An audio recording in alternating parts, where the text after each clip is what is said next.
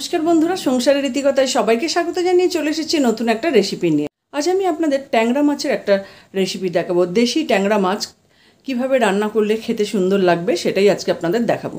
তাহলে চলুন সঙ্গে থাকুন, দেখতে থাকুন দেশি ট্যাংরা কিভাবে আমি রান্না করে দেখাচ্ছি। এখানে আমি নিয়েছি ট্যাংরা মাছ, এগুলো দেশি ট্যাংরা, কেটে ধুয়ে বেছে পরিষ্কার করে নিয়েছি। আর দিয়ে দিলাম 1 চামচ নুন, দিয়ে দিলাম 1/2 চামচ হলুদ গুঁড়ো। এবার নুন হলুদটা ভালো করে মেখে নুন হলুদটা এবার হাতে করে ভালো করে মেখে নিলাম। এখানে আমি একটা কড়াই বসিয়ে দিয়েছি। এবার কড়াই দিয়ে দেবো সর্ষের তেল। কড়াই দিয়ে দিয়েছি সর্ষের তেল। এবার তেলটা গরম হতে দিয়েছি। তেলটা গরম হয়ে গেছে। এবার আমি নুন হলুদ মেখে রাখার যে ট্যাংরা মাছগুলো সেগুলো ভেজে নেব। মাছগুলো এবার আমি ভেজে নেব, তবে খুব বেশি কড়া করে ভাজবো না, একটু হালকা করেই ভাজবো। মাছগুলো ভাজা হয়ে গেছে। এবার আমি তেল থেকে তুলে নেব। মাছগুলো তো ভেজে তুলে নিলাম। এবার ওই তেলের মধ্যে দিয়ে দিলাম টুকরো করে কেটে রাখা বেগুন।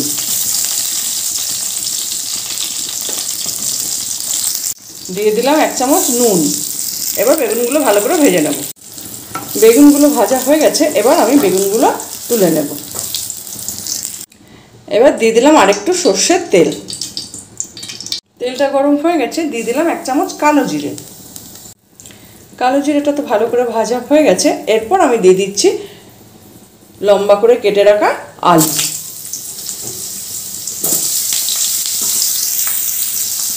এবার ভালো করে আলুগুলো ভেজে নেব। দিয়ে দিলাম 1 চামচ নুন। আবার ভালো করে ভেজে নেব। আলুগুলো ভাজা ভাজা হয়ে গেছে। এবার আমি দিয়ে দিচ্ছি টমেটো কুচি।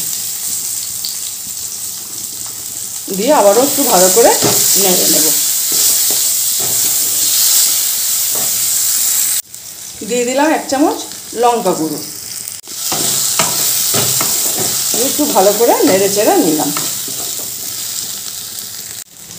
দিয়ে দিলাম 1 চামচ হলুদ গুঁড়ো। এই রান্নাতে কিন্তু বিশেষ মশলার কোনো দরকার নেই, সব কিছু ভালো করে মিশিয়ে নেব। এরপর আমি দিয়ে দিচ্ছি জল। দিয়ে দিলাম একটু জল। এরপর আমি আলুটা একটু সেদ্ধ হতে দেবো। ভাজার সময় একটু নরম হয়েই গেছে, আলুগুলো নরম হয়ে গেছে। এরপর আমি দিয়ে দিচ্ছি ভেজে রাখা বেগুন আর দিয়ে দিলাম ট্যাংরা মাছগুলো। এরপর আমি 2-1 মিনিট ফুটিয়ে নেব।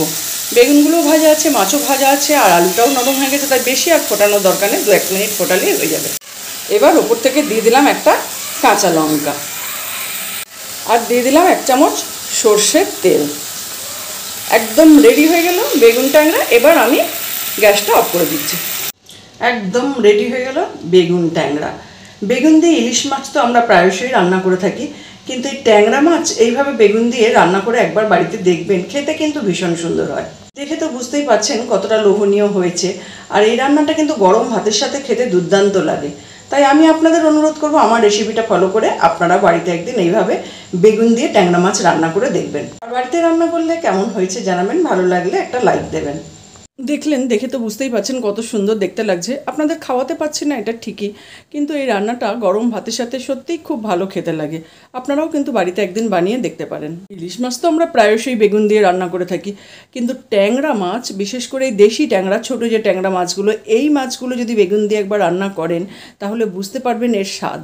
আর একবার না খেলে বুঝতে পারবেন না যে স্বাদটা কেমন। তাই আমি আপনাদের অনুরোধ করবো আপনারা কিন্তু বাড়িতে একবার বানিয়ে দেখবেন। আমার আজকের রেসিপিটা ভালো লাগলে একটা লাইক দেবেন, শেয়ার করবেন।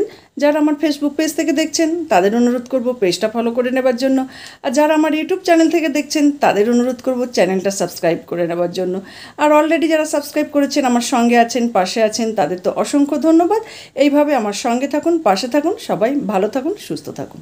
দেখা হবে অন্য কোনো দিন অন্য কোনো রেসিপি নিয়ে।